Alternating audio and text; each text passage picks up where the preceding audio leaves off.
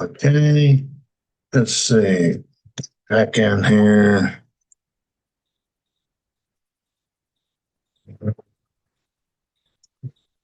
Okay, and just introduce yourself, your name, everything like that, what you do, and what had you coming on the show today. Hi, good afternoon. Oh, is it morning? I don't know. What time is it that side? It's 12:54 p.m. here. Okay, it's in the evening this side.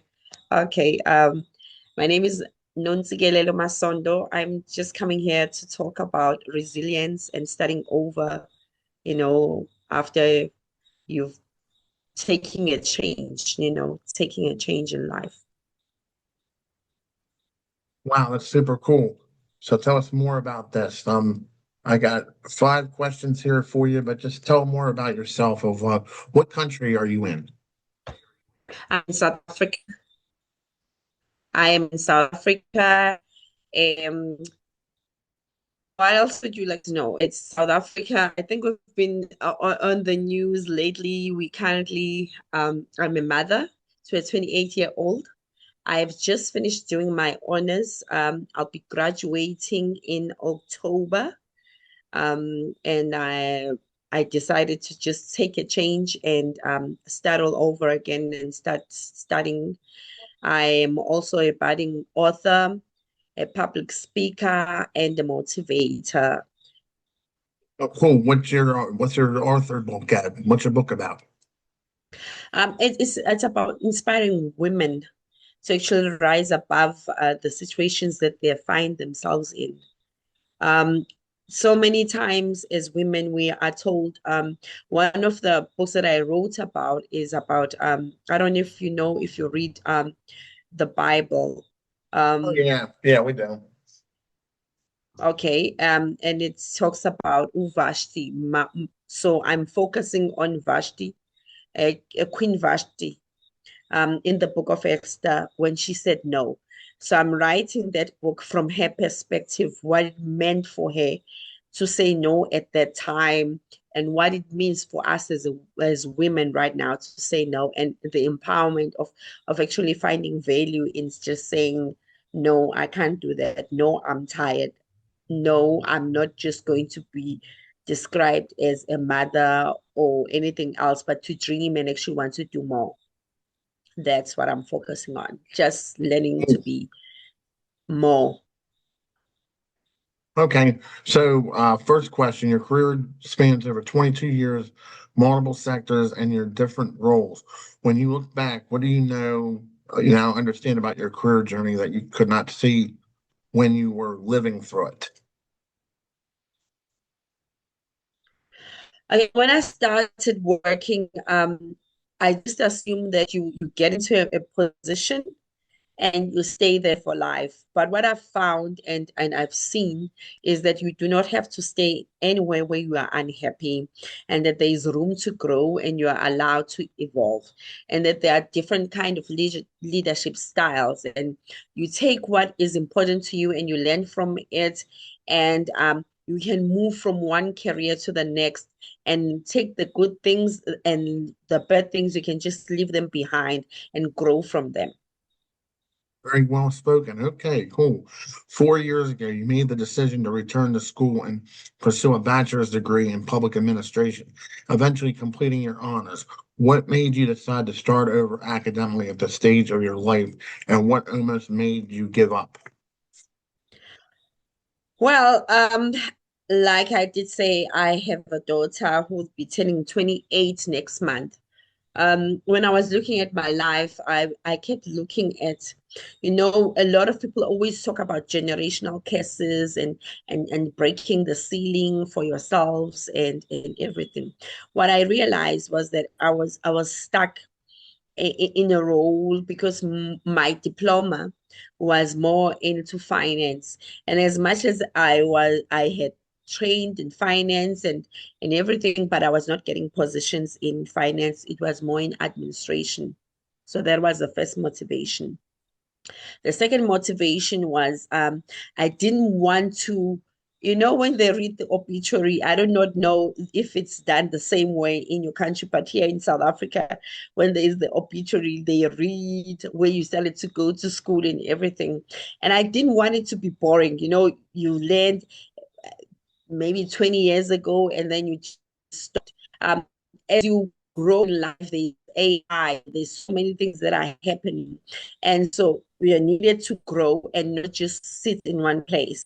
So I decided to then pursue something that I like because most of the positions that I'm getting are into administration. I was tired of also being overlooked because even though I had all these years behind me because I didn't have the right kind of papers, I would be overlooked because I didn't have the right papers. And the hard part of it, is actually having to believe in yourself. If you have not studied for a long time, there's this thing where your brain tells you that you cannot do it, and you feel alone and you feel like nobody understands you and everything.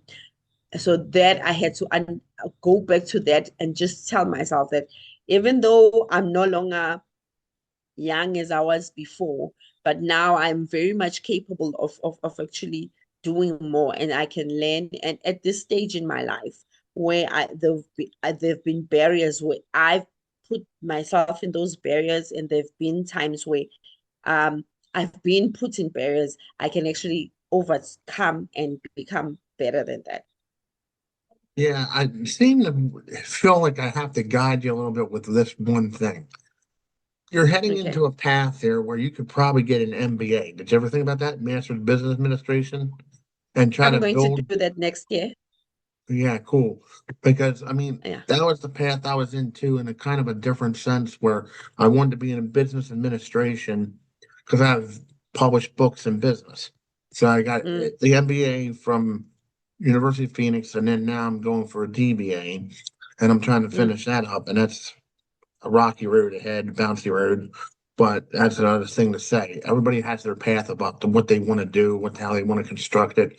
I mean, living in the times we're in, you have to do whatever it takes to get to your goals and stuff like that. It doesn't happen overnight. It is a work in progress because also what is also happening with me is I stay okay, in USA you call it states. I stay in a different place and I have to travel about let me just say 87 kilometers in the morning and travel another 87 kilometers back, and then I have to study. So that for me was very hard, but I had to motivate myself and tell myself that I cannot give up, um and push myself, because what I want to achieve is my child must know that even if you did not do it earlier on, you can do it later on. There is actually no time frame for you to finish what you want as long as it's important to you. Yep, very, very well said. Okay, you worked in education, local government, a call center, and even a hospital environment. What did moving across the different environments teach you and about people leadership and the importance of adaptability?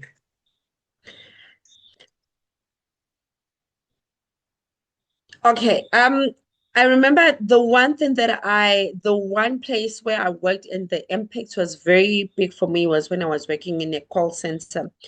I was working with this man who, when I was leaving, who called me into his office, and he had a different kind of style. The types of meeting that would have literally about 5 minute meetings, and it was a law firm, and we were sometimes handling over accounts for people who owed around about a million rand, which is huge when people who are actually millionaires. And his leadership style was very different. He was very friendly, he was very kind, he was very firm, and he did not waste time. That for me was very important when I learned about that. And then, but when you go to different sectors, you find that other people do not want to have that kind of relationship where they are trying to mentor you or become sort of have a friendly relationship where it's basically just about coming come into work, achieve your goals, and leave.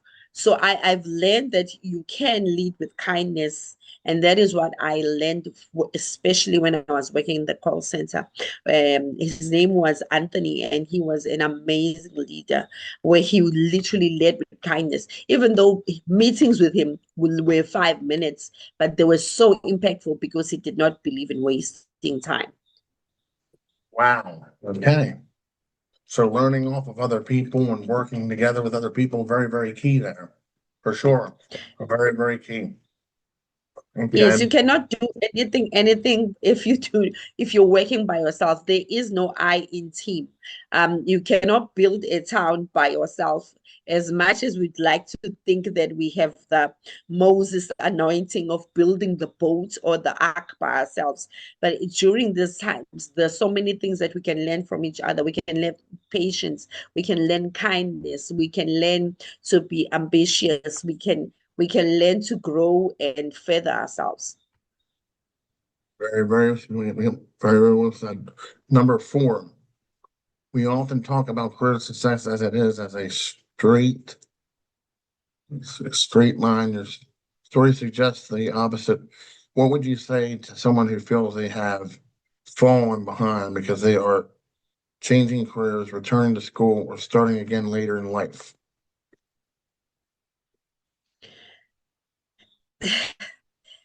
Um, Life, one moment, even right now, if we're talking right now, I could actually, one of us could, if a plane could fall from the sky, and 1 minute I'm talking to you, the next minute I'm no longer here on earth. There is actually no guarantees in life that you're going to achieve anything, and there is no 5 steps to success, as much as there are books that are written about that. And if you're going to look at life in terms of assuming that it is all about timing and everything, you could be very successful. I've seen that people who are extremely successful have changed position. I read a book about one person who went from 3 careers, and they had started off as being a doctor. They ended up opening a pharmacy, and on their later stage of their life, they actually opened up a spa because they found that they had different passions and everything. So you cannot put a timeline and say, I cannot do this because of age. In fact, time or age makes you wiser depending on how you look at it, because the older you become wiser, and the lessons that you learn from the past experiences can help to build you and make you into a better person, and you can make better decisions. So it's not about time, it's about being kinder to yourself and making sure that with the opportunities that are in front of you, you do what you're passionate about and go and get it. Exactly. That's exactly what, yep. Okay, number five, final question. As someone who is now a budding author and public speaker, what is the next chapter you are intentionally building, and what do you hope people will remember and about the woman behind the career? Well, right now it's actually going to actually digitalize everything. The one thing that my studies have done for me, and which is why I have not, I decided this last 6 months of the year, I'm not going to study, because for the past 4 years I would literally finish the semester and register, finish and register. I decided to give myself a break so that I could see how I'm going to now start moving across the other sectors. I want to get into TikTok. I want to open a Facebook account and actually start doing my dreams and actually taking time to find out other things that I'm interested in. It's and in terms of being a public speaker and being an MC, which is literally goes hand in hand. I've done a couple of MCing for a couple of people that I work with in a couple of events, and even at work, I'm actually doing the MC, which has built my confidence in that. And reading books and just putting myself out there. So now that I've seen that, now I have just got to put it down and start literally putting myself out there, create platforms where people can actually reach me, where I can start engaging and actually doing what I've learned. Very good. Very well said. Very interesting. Yes, it sounds like you're trying to come back and build your life the best way you can, and then the daughter life and being mother and stuff like that. And that's not easy. You know what I mean? With the country that you're in, I hear it's a very beautiful country, by the way. And you know, it is kind of It complicated is. out there. You've hopped some hurdles. I've also given you a couple suggestions, but you're already on top of that pretty much. And I appreciate your time on interviewing on the Industrious Illumination Show, and you will see it up on LinkedIn, YouTube, Facebook, and Instagram and Twitter. So, the only other thing we recommend too, though, is I'm gonna recommend your skills. You recommend my show, you review, and 5 star it, and then I'll send you those links over shortly. You already are All right. added to LinkedIn pretty much. So I'll just get to that one there as soon as the show's done. I got to work on the video here and get it over so you can see it. Wow. Thank you so much. I really appreciate that. No Thank you problem. so much. I really do appreciate this. Thank you. No problem. You have yourself a great day and thank you for your time. All right. Thank you so much. Have a good day going forward. For me, it's a good evening. Thank you. Bye.